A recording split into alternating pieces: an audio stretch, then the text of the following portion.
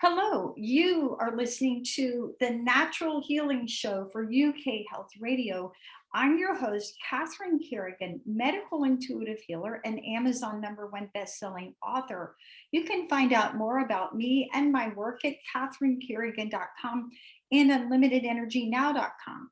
While you're there, definitely sign up for my newsletter so you can learn even more about how you can heal yourself naturally. Our guest today is Jan Ford. Jan Ford is the author of a new book called Dancing with Unity, and you can find out more about Jan Ford and her wonderful work at her website, jan-ford.com. Welcome, Jan Ford. Welcome, Catherine. It's so wonderful to be here. I'm just so pleased to be with a fellow author and primary person that's really promoting wellness and healing in our world, for we are definitely here to change the world. Thank you for having me. It's an honor and a privilege to be here. So Jan Ford, here at the Natural Healing Show, we've had a number of experts talk about racism. We've talked about how racism affects a person's health because it affects all levels of a being. We've talked about how racism affects a person's self-confidence. In your professional opinion, as the author of Dancing with Unity, what exactly is racism? Racism stems from 1900s and the 1800s, where people were basically trying to divide us. So historically, it was used primarily almost as a weapon. And it's anyone who does not treat a person of another race equally. So in that definition, we're seeing the words discrimination, bias. Some of these other words do creep up into the basic definition of racism. Okay, thank you for that. Now, my understanding is that at the DNA level, there's no difference at the DNA level from a Black person, from a yellow person, from a white person. At the DNA level, we're all human beings. Yes, I agree with that. I taught a workshop at the 92nd Street Y where I started out with lemons to illustrate that. Where if you look at the outside of a lemon, you might see some blemishes, but once you take the peel of that lemon off, they all look the same. So if we were to peel back our skin, we have the same DNA, we have the same organ systems. We basically are the same underneath our skin. For sure. And, you know, nowadays with sites like Ancestry, I think it's ancestry.com, you can trace your DNA. And if I trace my DNA, I'd have Black people, I'd have Indians, I'd have people from all over the world who were my ancestors. And Yes. it's all in us. And that's why it's so important for us to love each other, because we are mixed. There are no pure races anymore. We've been so highly traveled. And when I look into my DNA, I have Native American. My grandfather was from St. Thomas, but his first language was Dutch. So obviously those islands were colonized and people have definitely mixed throughout the ages. So in your professional opinion, as the author of Dancing with Unity, how can understanding that at the DNA level, we're all humans, how can that, understanding that scientific fact, help us shift our attitude about racism? Well, as you stated earlier, when we are at odds with each other, anytime we have fear or flight, our cortisol levels rise, and that leads to a lot of health issues. As Dr. Larry Sherman stated, I quote him in my book because he says it's a national health problem because both parties now are experiencing a high cortisol level, which leads to everything you can think of. It lowers the immune system and therefore leads to a lot of different types of illnesses. So I totally feel that we need to move away from this old paradigm. This is something, again, started 1900s, 1800s, and it's not our responsibility to carry these burdens anymore. You know, I'm having a connection with you right now, Catherine, that's beautiful. And that's why I talk about unity moments in my book, because these are the things that bridge the gap. These are the things where we can cross over into new understandings and learn about each other and appreciate the world in its diversity. Now, where, in your professional opinion, Jan Ford, where does racism originate in a person's upbringing or psychology? Many people, as we know, have responded to their history. In other words, my mother made great apple pie. So those recipes were passed down to me. And often in many households, people get an aversion to something and they don't always understand why or where this came from. I had neighbors that were afraid of dogs. The mother was afraid of dogs, so therefore the children were afraid of dogs. So a lot of these ideas are passed down from generation to generation. And a lot of it comes from ignorance or lack of contact. Familiarity is also at the core of how some of these things have been perpetuated. Now, in my work as a medical intuitive healer, there's something called a spiritual clock.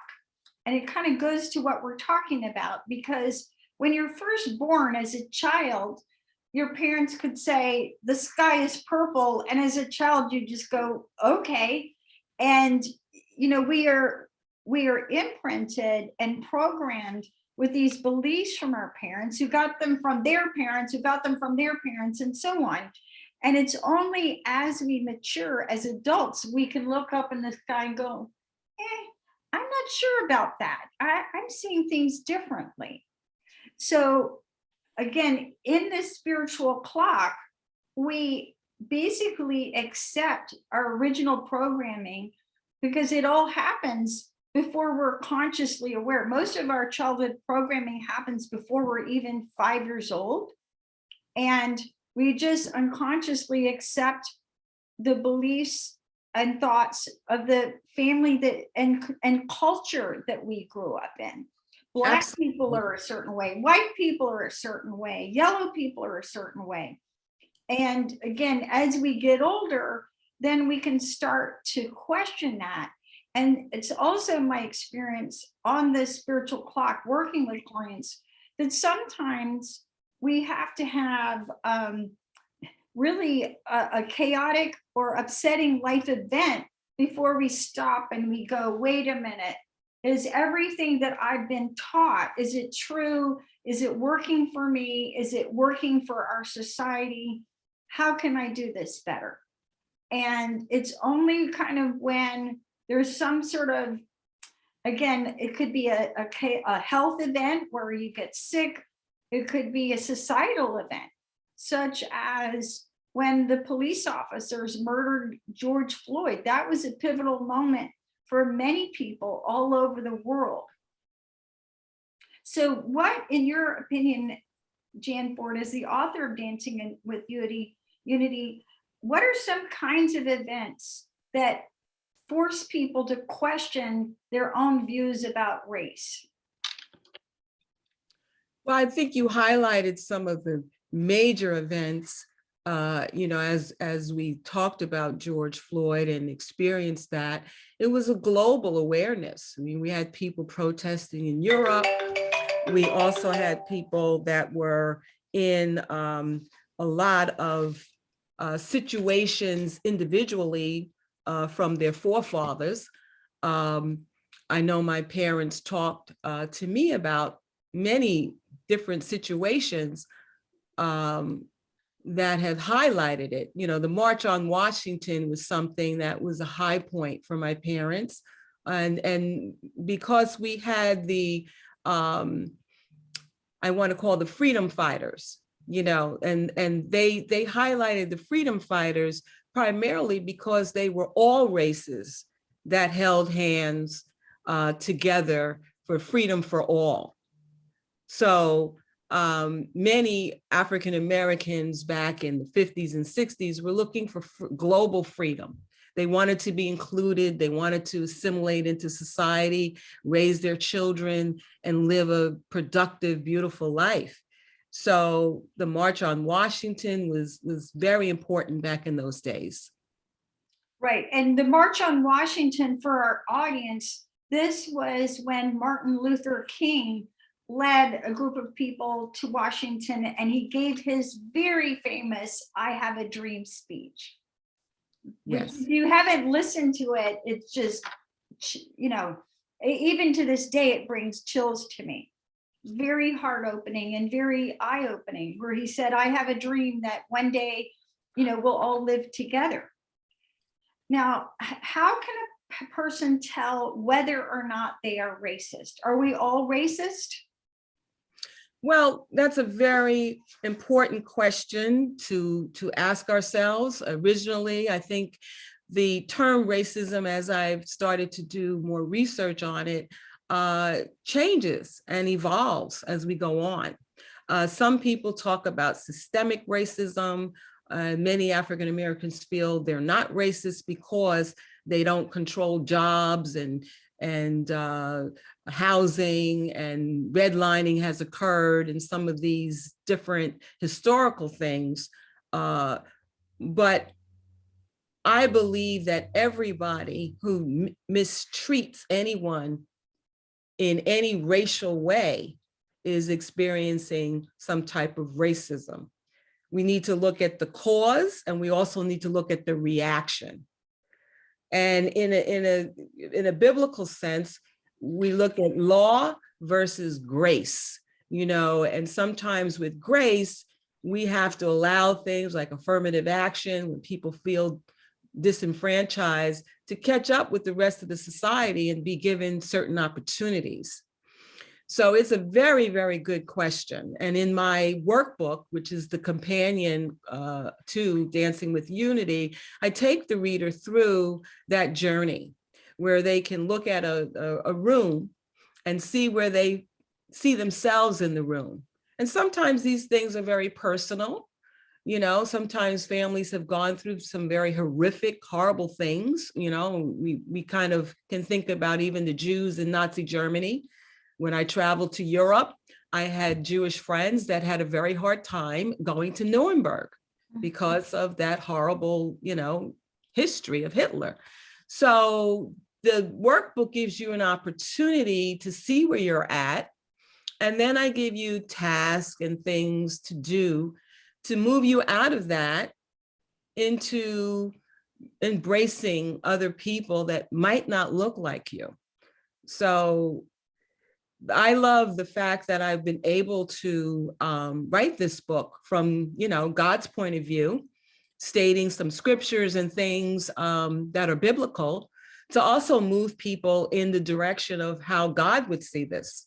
He says in the Psalms that it's very pleasing to God to know that we work in unity, for brothers and sisters to work in unity, but also to love our neighbors as we would ourselves. It's a very important principle that even if the person doesn't look like you, we can get to know them. And from that knowing, we can get to love them. And making those discoveries is so important. So Jan Ford, author of Dancing with Unity, in your opinion, is racism a form of judgment? Because judgment could be, I'm better than you, or I'm not as good as you. Yeah, I think that was the reason why it was used as such a weapon, to make people feel that they were either inferior or superior. And moving out of that paradigm is incredible to me, because we have inventors. We just look at the inventors. I taught science for many, many years, and I always had the class during Black History Month, look at all the contributions, so that if I had children, they would know the contributions of everyone. You know, we look at world inventions, world art, world sports, any one of these areas, we can see the contributions of everybody. Now, what is white privilege? White privilege has been one of those terms that has come up recently as people start to see that there has been some systematic things in place, not by the good people of the United States, laws that were put into place to keep some groups ahead of other groups. You know, if we talk about the Irish and the Italians coming to the New World, they were often put in subservient positions. And there was racism then toward them because the general population wanted to keep their jobs. And that has always, economics has always been an issue. So that people felt, oh, I'm better than you because I have this job. So in that, looking at that history, there were certain privileges that were allowed by white Americans that weren't often allowed by African Americans. So it's a term that we can look at, but it's also a term now that we can say, let's look at equality. Let's move toward saying we're equal. You know, we're equal in so many ways. We have so many things that we have in common, more things in common than we have outside of being, you know, outside of us not sharing some of those commonalities. So with this sage advice, we are now going to take a break and listen to a message from one of our commercial sponsors. Hang in there and we'll be right back.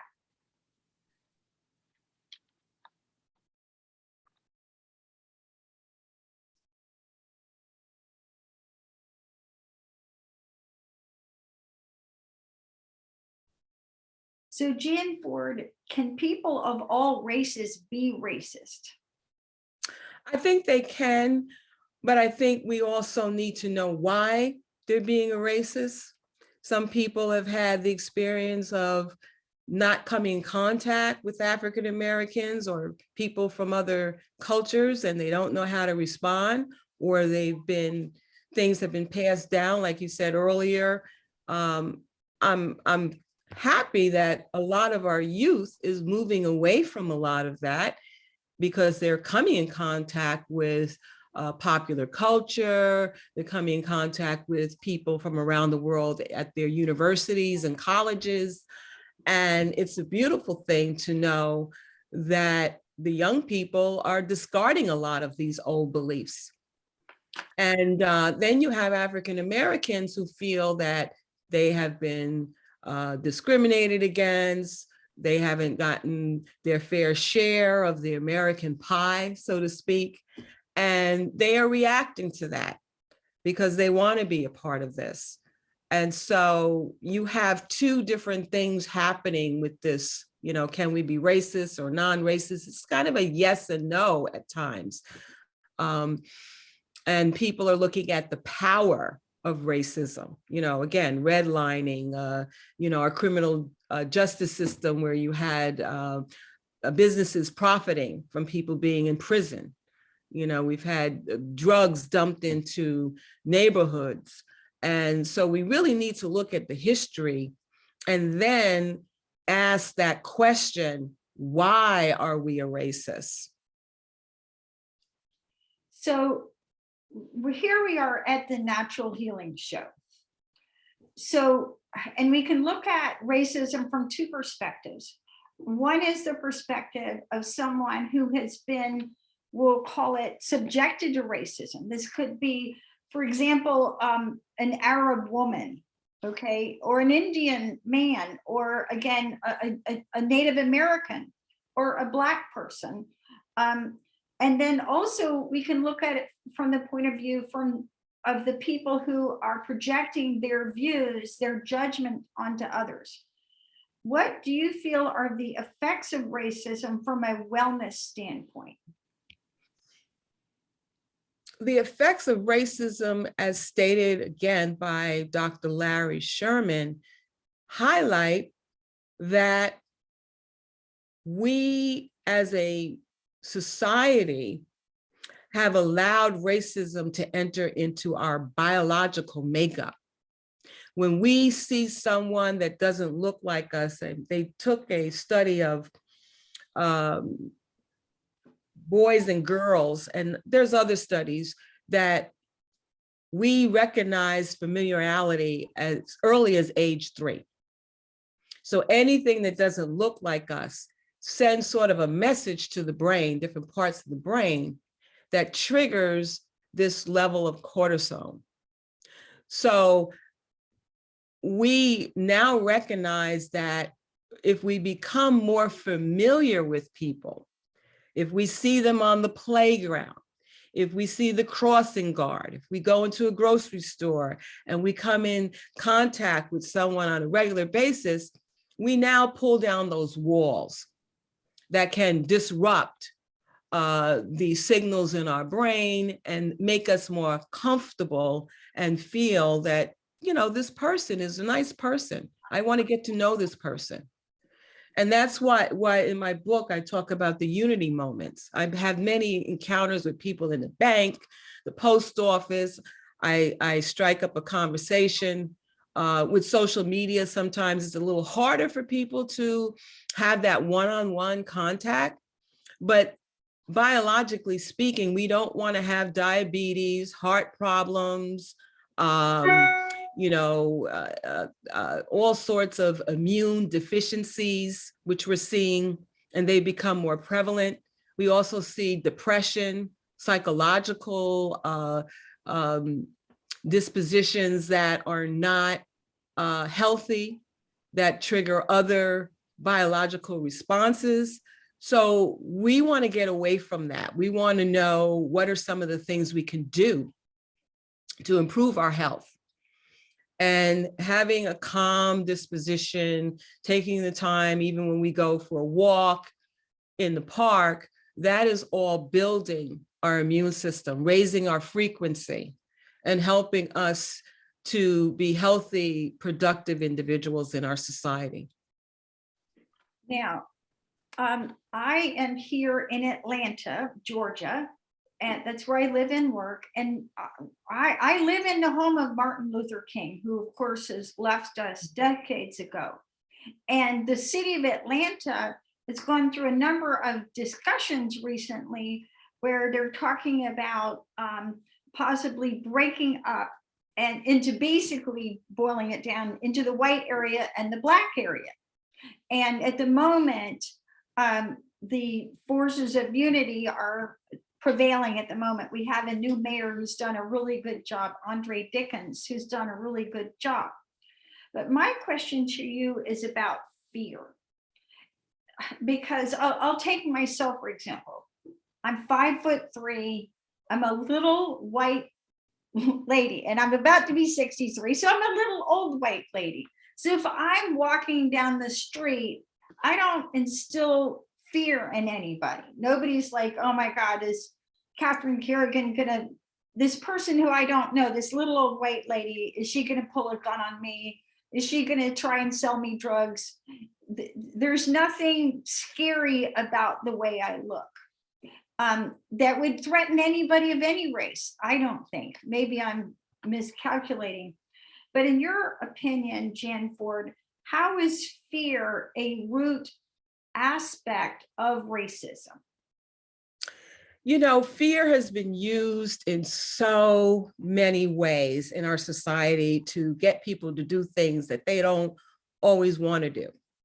You know, fear mongering is an old method, and it destroys communities.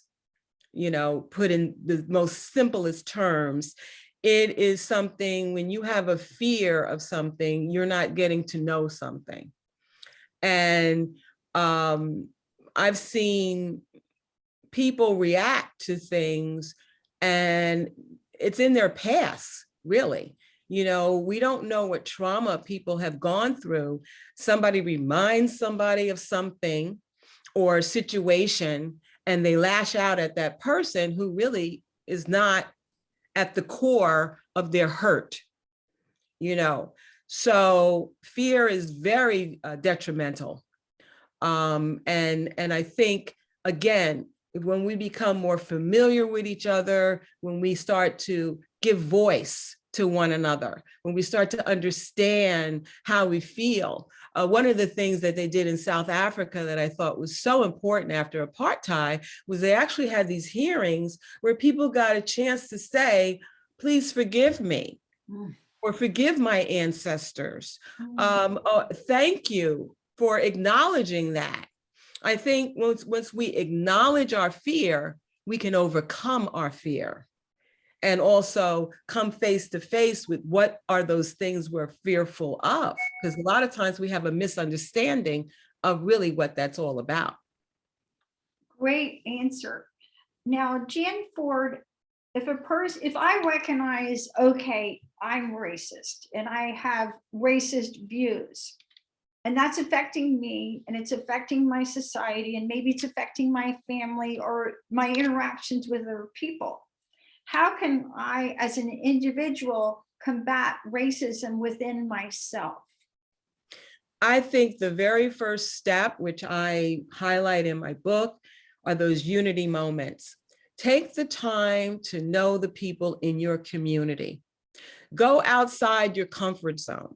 Now, I'm not saying put yourself in harm's way and just talk to any old stranger on the street, but one of the things that I love is I go to Faith Exchange down in Wall Street in New York, and it's an international community. And I love going to church there because it's so international, people from all over the world, different cultures, and I get to mingle and hang out with them in a very safe, controlled environment. And, you know, going to lectures, even on my website, I have workshops and I have a beautiful workbook that can lead people on this journey and do it in a, what I call a more holistic way of getting to know where they're at and moving themselves forward. And it starts with us. It doesn't start with our politicians, you know, it doesn't start with, you know, the laws, even though we would like to see laws of equality. It really starts one-on-one. You know, just me talking to you, Catherine, today has been such a breath of fresh air because I feel we're of like minds. I would love to travel with you and get to know you even more, you know, and come down to Atlanta and see what Atlanta has to offer and invite you into my house in New York so we could go shopping. You look like you have a beautiful wardrobe. Anyway, and you don't look 63.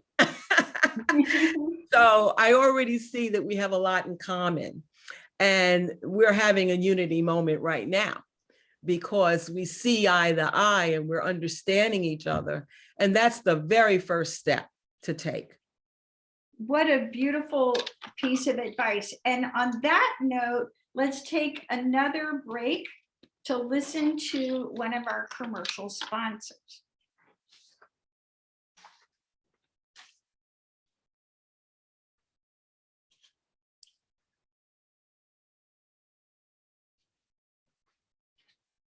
Now, Jan Ford, you and I are both women. And when I was growing up, my professor from Brown told me, he said, as a woman, you have to be 10 times better than the men.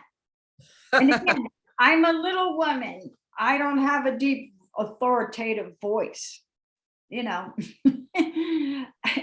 And I listened to him, and that's actually been my experience as a professional. It was like, okay, I've published 10 books. I'm the, host of this wonderful radio show, which is a great privilege to be able to talk to people like you.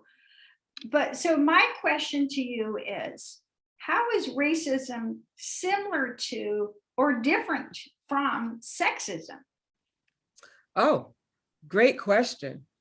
I mean, I think they are similar in some ways in that you're discriminating against someone based on not their capabilities or character, but you're discriminating solely on either the fact that they're a man or a woman, or the fact that they're Black or white. And so even Black women have had the double-edged sword. You know, they go into these meetings and they're the only one. And I think that men have also turned a corner. I mean, we have certain situations in the news that we see, you know, are coming to light. But I'm happy to say that some of these issues need to be resolved. Not some, all of them. You know, you can't be in the workplace and have people abuse you in any way. So they are similar in that respect. We go back to what, the 1920s and 30s, when women were given the right to vote. And so that was a landmark event for many women, and brought them into the workforce. But we still have women. I believe I read an article maybe a year or so ago of a woman conductor that was not getting the same pay as her male counterpart. And we see this happening in job situations. So equality is very important.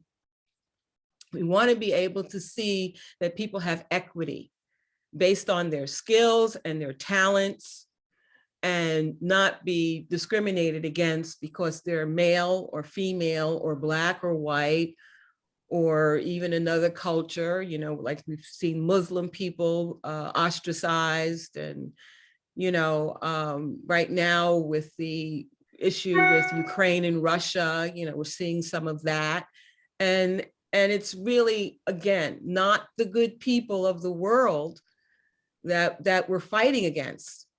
You know, the Bible is clear. We wrestle with flesh and blood and principalities in high places. So we're all striving to do the best we can to raise our families and live on this planet. And we have to recognize that and try to do our part, especially as an employer or someone who is giving people jobs. So I had to share this story, and it's going to lead to my next question. So I went to Brown University, and one of the years that I was there, you know, we have dorm rooms. Well, there were two Black ladies from Washington, D.C. who lived in the room next to me. Well, I grew up in Savannah, Georgia, okay? And long story, they didn't get to know me. They heard about where I was from. They heard about my family owns a rice plantation, okay? Now, there's never been any slaves on this farm in my generation, but these two ladies heard about where I was from, and they would literally follow behind me and spit on me. Oh. Okay, projectile spit. Now that was just one instance. Okay, but it helped me to really understand how unpleasant racism can be.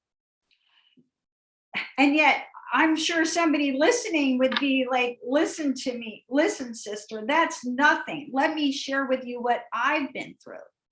So Jan Ford, in your professional opinion, if someone is subject to racism, whether they're being spit on, which is basically a form of physical abuse, and emotional abuse and spiritual abuse, what are some tips for helping a person survive, get through, and overcome the insults because of a racial situation? That is such a good question. And I have wrestled, we've all wrestled with insults, whether it's racist or not. You know, even members of our family that might have a disagreement or whatever. And my pastor, Dan Stratton, really helped me understand, again, going from God's point of view, that we should turn the other cheek and love them anyway. And even, you know, feeling depressed, you're allowed to have your emotions.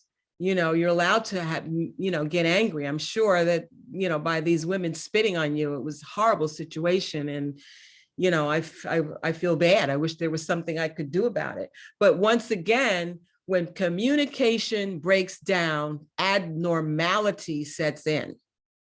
So if they would have come to you and said, listen, what was that plantation about? And how do you feel about it? And got some of your history, you could have had this bridge and come together as friends. My daughter went to school in Virginia, Hampton, and it's all Black, but yet the Northern Blacks the Southern Blacks didn't like the Northern Blacks. So she ended up going to Temple because it was a more international school, because she couldn't even get along within her own race. So we have a lot to really overcome. And I think one of the key things is, first of all, communication. Second of all, pray on it and ask for the healing to take place, because these things are you don't want to hold on to any hurt and be carrying it with you for the rest of your life. God says, cast your cares on me, for I care for you. So we want to be able to lift these burdens, communicate, and also get some healing, whether it's counseling, walking through the park, going for doing a meditation. I've done a lot of meditations on removing the burdens, putting myself in a quiet space, hearing from the divine, and moving myself out of this turmoil and confusion that might have surrounded me. And do the things that you enjoy. I like going to the sauna. I love riding my bicycle. I love going through the woods and seeing the rabbits and the turtles and the ducks. I call them all my friends. And riding around that pond, being around water is very healing. Looking up all those healing things that you can do. Drinking plenty of water, grounding yourself. There's a lot of wonderful things that you can do to really alleviate a lot of tension and stress from horrific situations. Yeah. And I'm going to make a comment. At the time that happened to me, I was very young. I think I was like 18 or something like that. And it was just a surprise. No one had ever spit on me before for any reason. And it was only by asking around, like I couldn't figure out why somebody's spitting on me. I didn't understand. And it was like, well, they heard that, they heard something about me and they made an assumption. And at the time, I remember being really frightened. I mean, maybe if I was courageous, I would have gone to them and said, hey, let's sit down. Why don't you get to know me and find out what I'm really like? Right. But it was just, but I want to talk about abuse. Because also here at the Natural Healing Show, we've had many experts talk about abuse in all kinds of forms. And if you're listening to this broadcast and you recognize that you are, in fact, currently a victim of racism, then it's very important, in my view, as a medical intuitive healer, that you ask yourself whether you're being abused. Are you being verbally abused? And this could be verbal abuse at your job. Are you being emotionally abused? Are you being financially abused? And there's many ways we can be abused.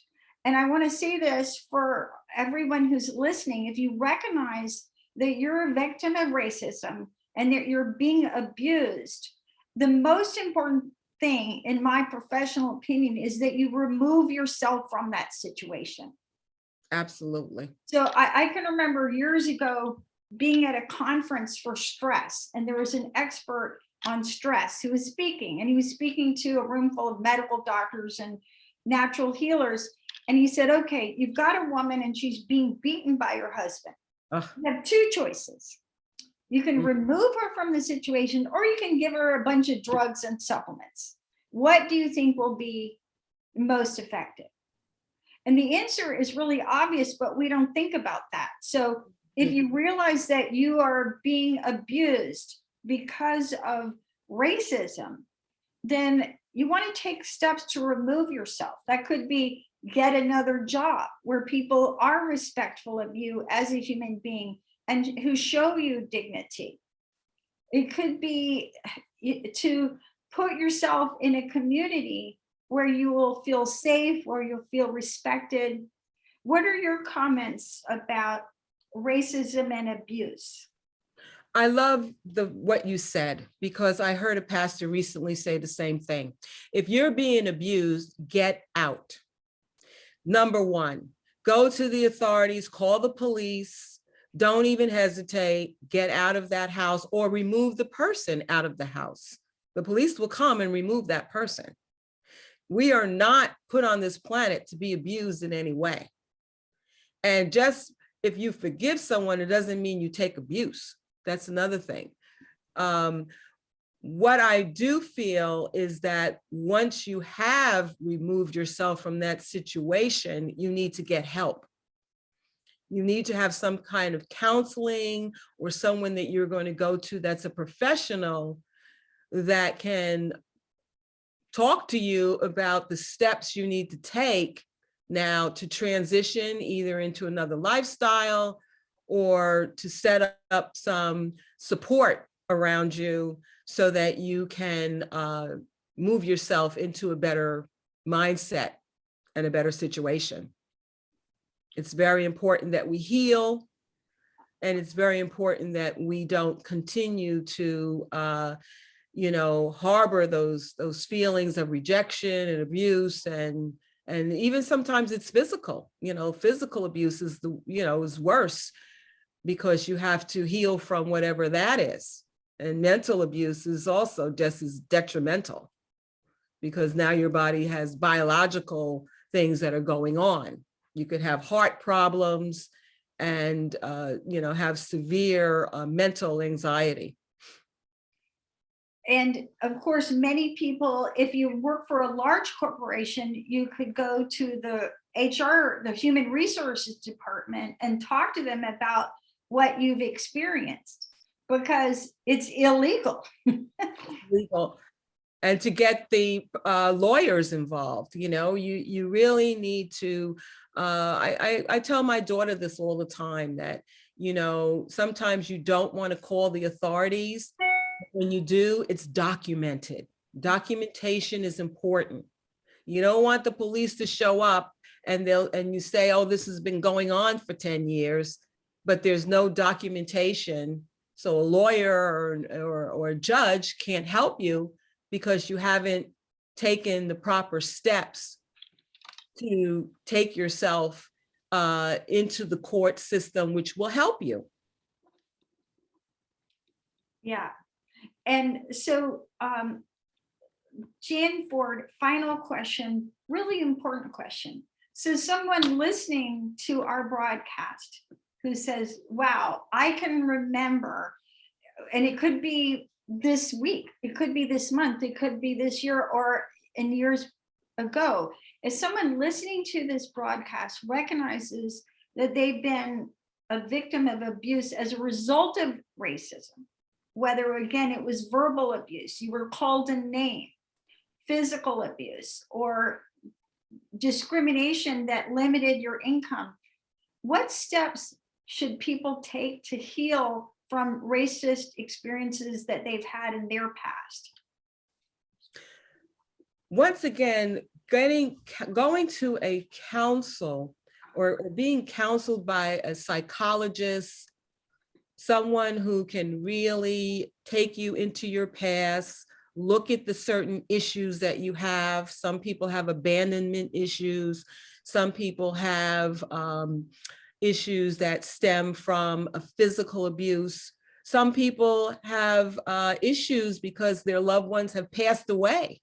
We're looking at that quite a bit right now with people who have died from certain illnesses. So a lot of people are lashing out and turning their hurt into another type of abuse. They say that a lot of people who are abused in the past take that out on their loved ones. So abuse is something that we really need to control. And there are many psychologists, there are agencies, there's hotlines that you can call. Many churches have groups that they form to give you the support that you need, so that people that have professional experience can give you all the tips, ideas, and even eating properly. You know, sometimes food can be a way of people moving themselves into a healthy body, so that their thoughts are also elevated. You know, I use essential oils. I love to do fasting. I live a very clean and healthy lifestyle, which has helped my total disposition. Prayer, meditation, going for walks, and doing those things that really elevate your frequency and bring you into a light-filled life of fulfillment, is what I'm trying to say, fulfilling your life and bringing light into a dark situation. We want to be able to do that all the time and be around people who are positive. So important to build your support group. I mean, I lost many members of my family, but I have such a beautiful support group that I know people are not just tolerating me, they are loving me, and they are there to support me. Support is so important to get in life.